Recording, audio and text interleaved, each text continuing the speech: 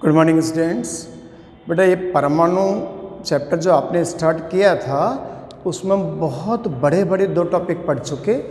एक का नाम था कि हाइड्रोजन परमाणु के लिए एनवी कक्षा के वेग का परिकलन, वेग के न्यूमेरिकल का टेक्निक सर ने सिखा दिया। दूसरे पीरियड में पढ़ा था अपने त्रिज्या का परिकलन, त्रिज्या के लिए सर ने न्यूमेरिकल का टेक्निक सिखा दिया। आज बहुत इम्पोर्टेंट क्वेश्चन कहूँ तो चलेगा। ये देखो बेटा एक प्रश्न लिखा सर ने और आप सभी बच्चे ध्यान से देखना। आप इस दृष्टिकोण से पढ़ाई करें बेटा धीरे धीरे कि हम एक कंपटीशन भी पढ़ रहे हैं। कंपटीशन का कोई नया डेफिनेशन नहीं होता। आप ये ज़रूरी नहीं होता कि आप एलन में पढ़ते हैं, आकाश में पढ़ते हैं, बड़ी कोचिंग पढ़ते हैं तो आप कंपटीशन की तैयारी कर रहे हैं, ऐसा कहीं नहीं लिखा।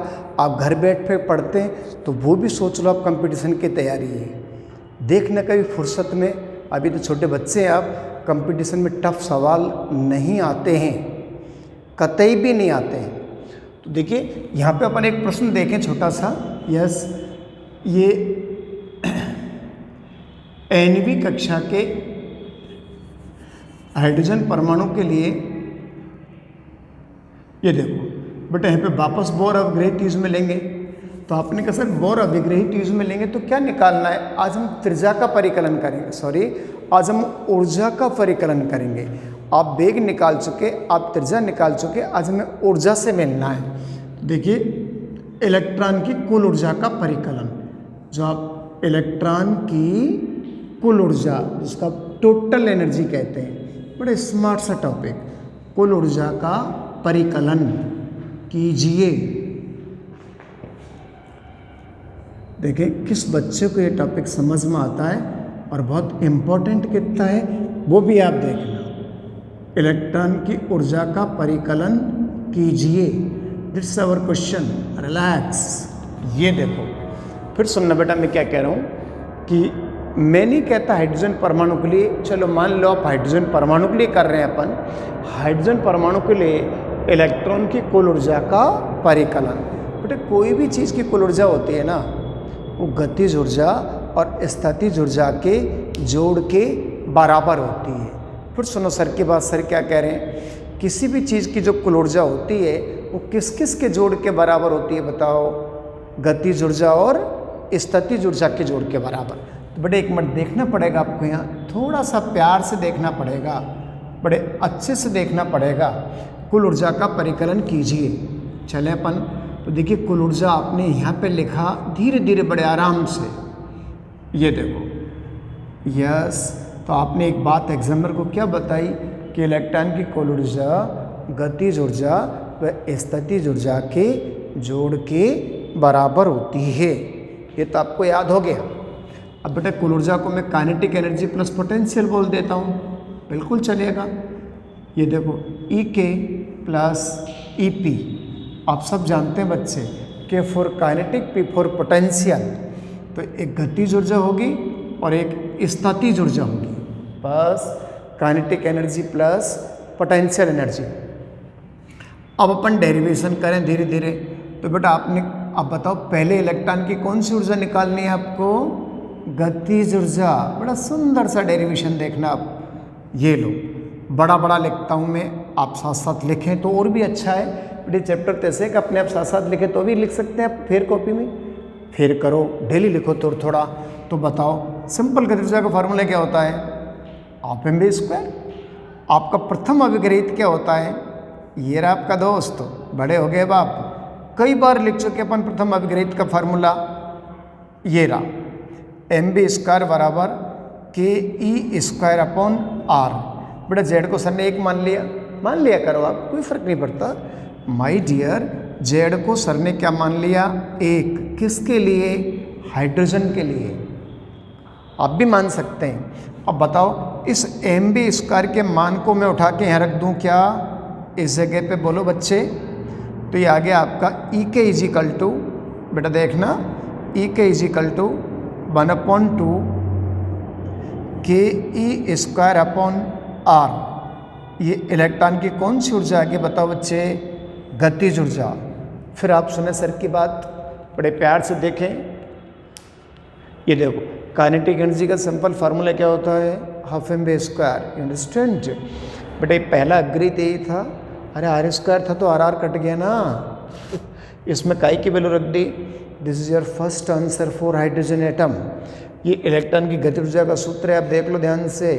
आपने अभिग्रहित को यूज में लेके फाइंड आउट किया है। आपने कहा सर अब स्थितिज ऊर्जा निकालो, बिल्कुल निकालते हैं, बड़े ध्यान से देखना पड़ेगा।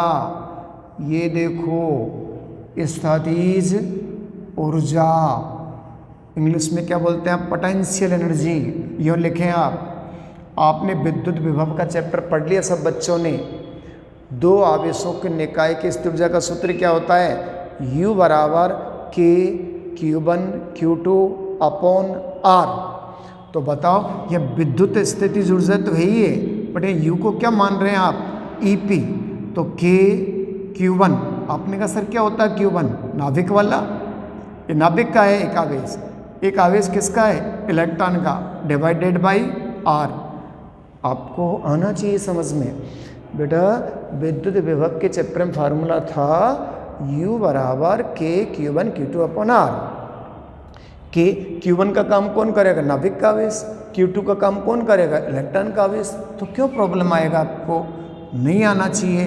क्या होता है नाभिक का आवेश, Ze। आपने कहा सर इलेक्ट्रॉन का आवेश क्या होता है, minus he divided by R। एक बच्चे ने कहा सर माइनस ही क्यों लिखा आपने, बेटा इलेक्ट्रॉन पे प्रभावी आवेश नेगेटिव होता है। यस, यह इलेक्ट्रॉन रिवॉल्व नहीं कर रहा, अपनी जगह पे है, स्टैटिक फॉर्म में है, तो माइनस ही लिखोगे आप। नाभिक का आवेश का फॉर्मूला क्या होता है, Ze। और इलेक्ट्रॉन के लिए जेड का मान, सॉरी हाइड्रोजन के लिए जेड का मान कितना होता है, 1।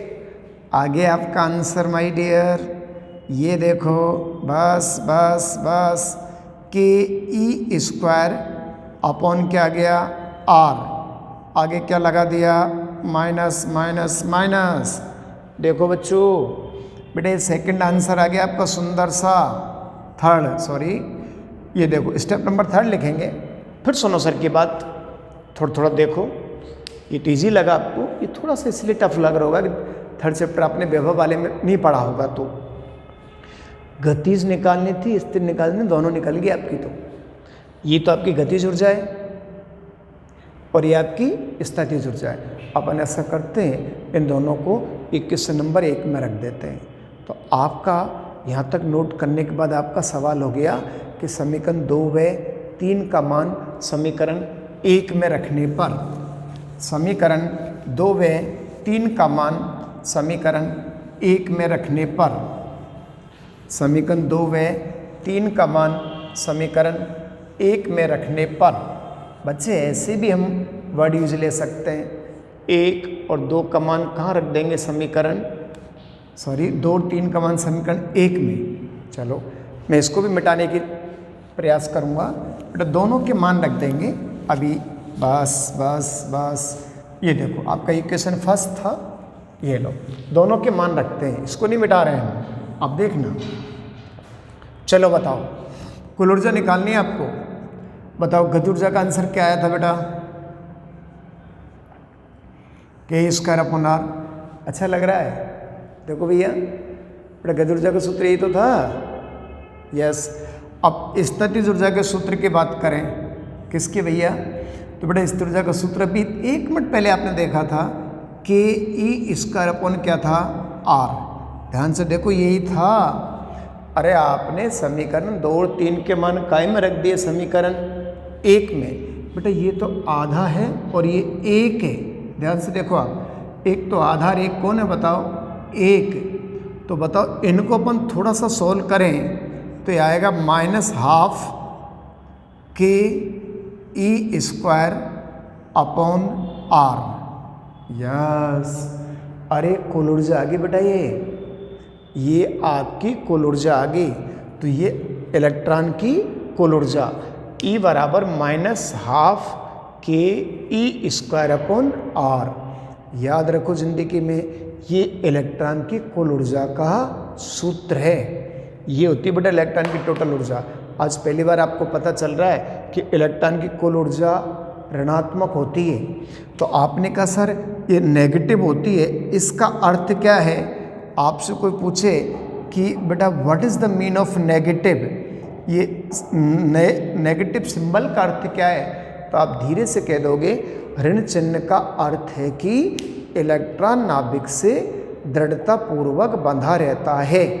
ये सांप भी तो आपके घर से बंधे रहते हैं क्योंकि खाना तो हमें घर पे ही मिलता है। ऐसे इलेक्ट्रॉन हमेशा नाभिक के पड़ोस में रहना चाहता है। इलेक्ट्रॉन हमेशा नाभिक के पड़ोस में रहना चाहता है, अर्थात इलेक्ट्रॉन नाभिक से बंधा रहता है। ओके, इलेक्ट्रॉन हमेशा नेगेटिव, ये नेगेटिव सिंबल का अर्थ है। तो आज पता चल गया कि इलेक्ट्रॉन की कुल ऊर्जा क्या होती है। बच्चे जल्दी बताओ। ऋणात्मक होती है। इलेक्ट्रॉन की कुल ऊर्जा क्या होती है? ऋणात्मक होती है।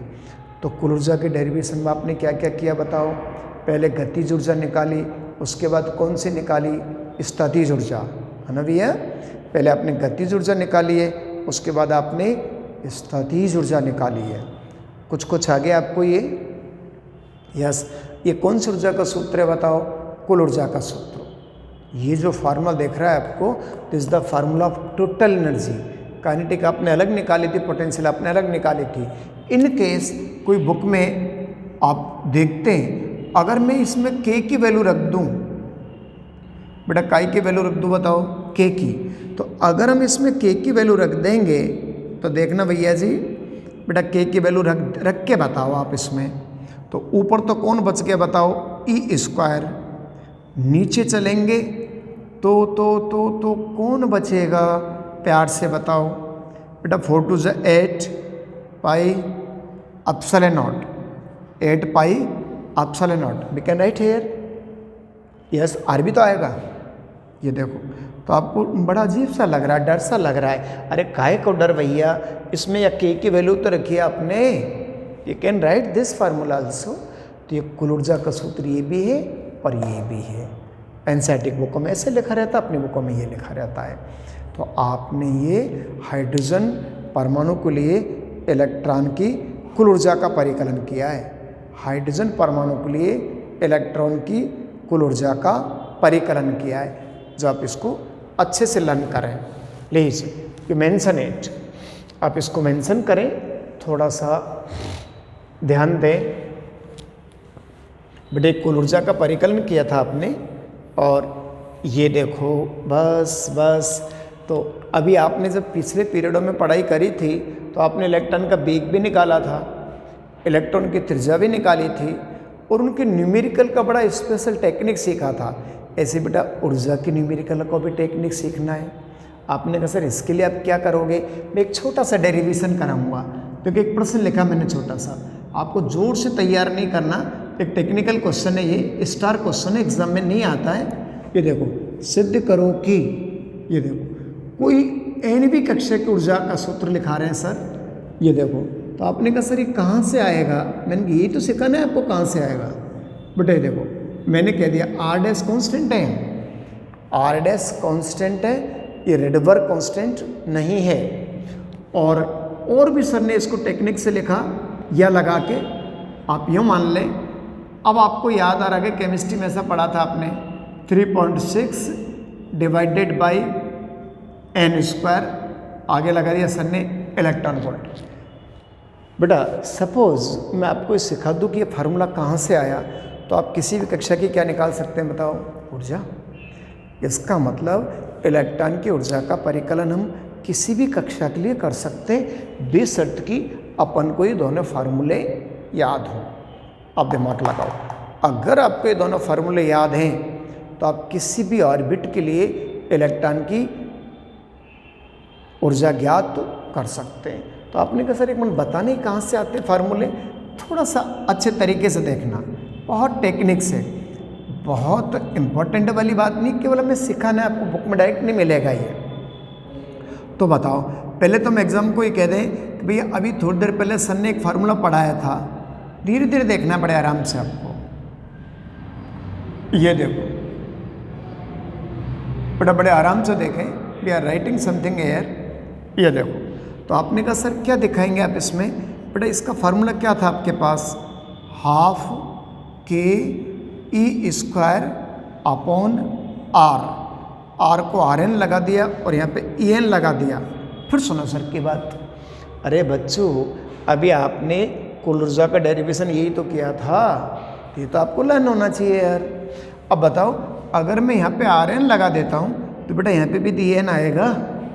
अरे एन भी त्रिज्या और एन भी ऊर्जा, सेटिंग हो गया।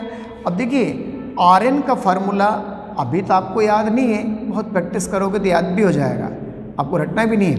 ये स्टार क्वेश्चन है कि आपको ये फार्मूला लर्न करने बस ये डेरिवेशन आपको आया नहीं आया कोई मायना नहीं रखता, बट ये ज़रूरी है कि सीखे कैसे आया कहाँ से।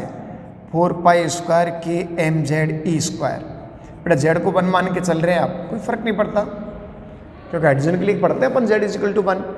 इसमें से उठा के काय का मान रख दो आर एन का, प्यार से रखेंगे अपन, धीरे धीरे देखना। En = ½ खेल रहे हैं अपन। Now we are going to play. R n के वैल्यू रखो रखो रखो रखो रखो, नीचे कौन आ गया बच्चे, n² h², ऊपर कौन कूद गया, 4π² के me²। धीरे धीरे देखेंगे अब प्यार से। गंदा सा लग रहा है आपको बेटा, यहाँ पे आर एन का मान रख दिया सर ने और कुछ भी नहीं किया। और कुछ भी नहीं किया तो आपको एक बात और बता दी मैंने कि देखो मैंने सारे कांस्टेंट है जो ब्रैकेट में देख रहे हैं, जो सारे बेटा ध्यान से देख लो आप, ब्रैकेट वाले जितने भी नंबर्स आपको देख रहे हैं all are constant and they are represented by R dash. इन सारे ब्रैकेट को सर किससे रिप्रेजेंट कर रहे हैं बताओ, यहाँ पे आर डैश से। ये देखो आप, तो अगर मैं ये जो सारा क्लोज में देख रहा है वो सब आप अच्छे से देखें तो कोई न कोई एक प्रकार का कांस्टेंट है, स्थिरांक है, और सबकी वैल्यू फिक्स होती है। तो आपके पास केवल क्या बचा बताओ, तो आपके पास बचा En = -r dash divided by n²। अब इधर देख के और उधर भी देखो आप, ये देखो, तो आपके मन में कभी डायरेक्ट बुक में फार्मूला लिखा हुआ है और मन में कभी ऐसा है कि आया कहाँ से होगा, तो देखो बेटा यहाँ से ये आया है आंसर। यस, ये देखो बेटा आराम से देख लो, ये देखो आर एन की वैल्यू यहाँ रख के और आपने इस फार्मूले को ऐसे निकाला है। तो आपने कहा सर हमारे काम में क्या आएगा, वो तो आपको पता चल जाएगा काम में क्या आएगा वो तो, बट आप इसको थोड़ा सा टेक्निक से सीखें। फिर देखो आप ध्यान से, ये लो, तो आपने ये फार्मूला आपको दिख रहा है, देख लो ये और ये एक ही है बेटा। कैसे आइए सर ने आपको बता दिया, अब इसका यूज क्या है, इम्पोर्टेंस क्या है, वो मैं आपको अच्छे से सिखाता हूँ। बस बस बस, ये देखो अगर जितने भी सारे आर डैश थे, आर डैश में जितने भी कांस्टेंट थे उनकी मैं वैल्यू रखूँगा तो बेटा मुझे मिलेगा 13.6 इलेक्ट्रॉन वोल्ट। अब सर इलेक्ट्रॉन वोल्ट क्यों लगा रहे हैं, क्योंकि एन तो कांस्टेंट है, तो आर का जो यूनिट होगा वही एन का यूनिट होगा। एन का यूनिट क्या ले रहे हैं आप बेटा, ऊर्जा का यूनिट इलेक्ट्रॉन वोल्ट भी तो होता है। अरे भाई एक इलेक्ट्रॉन वोल्ट को आप जूल में कन्वर्ट कर लेते हैं, जूल को इलेक्ट्रॉन वोल्ट में कन्वर्ट कर सकते हैं 1.10⁻⁻19 से। तो बताओ अब इस फार्मूले को क्या लिखते हैं अपन, En = -13.6 electron volt divided by n²। You remember it my dear, इसको अच्छे से लर्न कर लो। इस फार्मूले से आप किसी भी ऊर्जा स्तर में इलेक्ट्रॉन की ऊर्जा का मान ज्ञात कर सकते हैं। 4 तक के ऊर्जा स्तरों के मान आपको याद होने चाहिए, आपने केमिस्ट्री में भी याद किए होंगे, अभी भी याद कर लो क्योंकि ये कंपटीशन में काम आते हैं।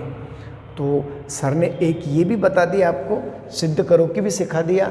नया प्रश्न में 4 छोटे छोटे न्यूमेरिकल करना सिखा रहे हैं सर, देखना कैसे 4 छोटे छोटे न्यूमेरिकल, ऊर्जा के न्यूमेरिकल। यस, मैंने एक प्रश्न लिखा कि n = 1 2 3 4। यस, कक्षा में इलेक्ट्रॉन की ऊर्जा ज्ञात करो। कक्षा में इलेक्ट्रॉन की ऊर्जा ज्ञात करो। बस कक्षा में इलेक्ट्रॉन की क्या ज्ञात करनी है बेटा, ऊर्जा ज्ञात करो। बड़े ध्यान से देखो, इलेक्ट्रॉन की ऊर्जा ज्ञात करो। आपकी जानकारी, आपकी दोस्ती इस फार्मूले से हो चुकी है। बस जेड को हम 1 मान के चल रहे हैं, मैं आपको बार बार रिपीट कर रहा हूँ। यस, क्योंकि हम सब कुछ स्टडी हाइड्रोजन परमाणु के लिए करते हैं। इस चैप्टर में मात्रक क्या यूज में लेते हैं, इलेक्ट्रॉन वोल्ट। आपने कहा सर मैं तो जूल में निकालना चाहता हूँ, तो बेटा 1.6×10⁻19 से क्या कर दोगे, मल्टीप्लाई। कोई बड़ा काम नहीं कर रहे आप, जूल में भी निकल जाएगी, बड़े आराम से निकल जाएगी। चलो पहले प्रथम कक्षा के लिए लिखें, प्रथम स्तर के लिए लिखें। ये लो, अब प्रथम कक्षा में क्या करेंगे आप, n = बताओ 1। तो n = 1 करेंगे तो बड़ा प्यार से देखें आप, 13.6 1 का स्क्वायर इलेक्ट्रॉन वोल्ट लग गया। आपका आंसर क्या गया बताओ, 13.6 इलेक्ट्रॉन वोल्ट। माय डियर देखना, n = 2 देखते रहो, और इन आंसरों को पहले वाले तो याद ही कर लो आप, अच्छा रहता, काम में आते हैं। ये देखो बेटा 1 की जगह 2 रख दो, ये देखो। तो मुझे लगता है 13.6 में आपको 4 का भाग देना है, तो भाग तो आप देते रहेंगे, बट ये डाटा भी लर्न होनी चाहिए आपको। दूसरे ऊर्जा स्तर में इलेक्ट्रॉन की ऊर्जा ये होती है, कुल ऊर्जा हमेशा नेगेटिव होती है। यस, n = 3 चले बच्चे, चलो चलो, सॉरी 2 था ये। यस, अच्छे अच्छे सवाल, बस ये देखो, ये देखो, और यूँ करके ऐसे कर दो। 3 3 से क्या हो गया, 9। ओ भैया 3 3 से क्या हो गया, 9। अब 13 में 9 का भाग देंगे, 1.51 के आसपास आएगा मेरे दोस्त। ये देखो, चारों वैल्यूज़ आप धीरे धीरे लर्न कर लो, अच्छा रहता है, काम में आएंगे, अभी भी काम में आएंगे, बाद में भी काम में आएंगे, हमेशा आते रहेंगे, टेंशन नहीं लें आप। डिवाइडेड बाई 3 की जगह 4 लिख दिए बेटा, 16 हो गया। 13 में 16 का भाग देंगे, पॉइंट से स्टार्ट होगा, वो वैल्यूज हम बड़ा इजीली लर्न कर सकते हैं। ये देखो 0.85 electron volt, that is very simple. तो आप इस तरह से चारों ऊर्जा स्तरों की वैल्यूज़ को, ये तो हमेशा के लिए आपको लर्न भी होनी चाहिए। ये लर्न नहीं होगी तो कई छोटे छोटे सवाल आप कर ही नहीं पाओगे। मेरा मतलब ये फार्मूला जो आपने डिराइव किया, इस फार्मूले से सर ने आपको ये सिखा दिया कि आप हाइड्रोजन परमाणु के लिए किसी भी ऊर्जा स्तर में इलेक्ट्रॉन की ऊर्जा का परिकलन कर सकते हैं, और आपको डायरेक्ट फार्मूला यूज़ में लेना ही है। और बड़ा सिंपल तरीके से देखो, आप n की जगह बेटा 1 2 3 4 रखें, और ये चारों वैल्यूज आपको याद ही होनी चाहिए, हमेशा के लिए लर्न कर लो, कोई फ़र्क नहीं पड़ता। निकालने तो 5 का भी निकाल सकते, 10 का भी निकाल लेंगे, बट 4 तक की तो बेसिक नॉलेज में आई जाती है, काम में बिल्कुल बड़े अच्छे से काम में आ जाती है। तो ये आपको ये एक न्यूमेरिकल दे रखा है किताब में कि बच्चों n = 1 2 3 4 कक्षाओं में इलेक्ट्रॉन की कुल ऊर्जा का परिकलन करो, तो बड़े आराम से परिकलन कर लेंगे। डेरिवेशन आपने 3.4 वाला कर ही लिया। तो अब ये आज के जो पीरियड में आप पढ़ाई कर रहे थे, तो एक स्पेशल से डेरिवेशन किया था इलेक्ट्रॉन की कुल ऊर्जा का परिकलन। तो आपने गतिज ऊर्जा निकाली थी, उसके बाद स्थितिज ऊर्जा निकाली, दोनों को जोड़ दिया, जोड़ के बड़ी प्रॉब्लम नहीं आई थी, और उसके आंसर्स को निकाला। और न्यूमेरिकल के लिए सर ने बार बार रिपीट कर रहे हैं कि आज के बाद ऊर्जा के न्यूमेरिकल के लिए आपको दिमाग नहीं लगाना, केवल -13.6/n² को ही सॉल्व करना है, और कोई मेहनत नहीं करनी। यस, मैं अच्छा प्रयास करूंगा इस चैप्टर को अच्छा पढ़ाने का, आप भी मेरे साथ मेहनत करें, और इस तरह की मेहनत करें कि आपके 15 डेज़ में, 10 डेज़ में, 20 डेज़ में कोई सिस्टम बनता रहा, हाफिलीज एग्ज़ाम होते हैं, तो आप बिल्कुल तैयार रहें कि सर हमारी तैयारी अच्छी है, हमने ऑनलाइन में सब कुछ गेन कर लिया, कोई प्रॉब्लम हो हमें बताते रहो, ऑफलाइन बेटा लगाने का प्रयास करेंगे। तो आप सब चीज़ का प्रयास करेंगे तो आप ये नहीं कहोगे कि हमारी पढ़ाई में XYZ कहीं भी थोड़ी सी कमी रह गई हो। प्रॉब्लम तो हर इंसान को रह जाती है, बट आप जो 95% थ्योरी तैयार करते हो वो तो आपकी 100% तैयार होनी चाहिए ना। अब मन में ये क्यों सोच के बैठे हो कि पता नहीं एग्ज़ाम होगा कि नहीं होगा, कोर्स कितना आएगा, कोर्स भी चेंज हो गया और होगा तो वो होता रहेगा, आपको क्या लेना देना उससे। आप अपनी पढ़ाई को नियमित और ढंग से चालू करो, अब लापरवाही नहीं करनी, 1-2 महीने का मामला है। Okay boss, thank you.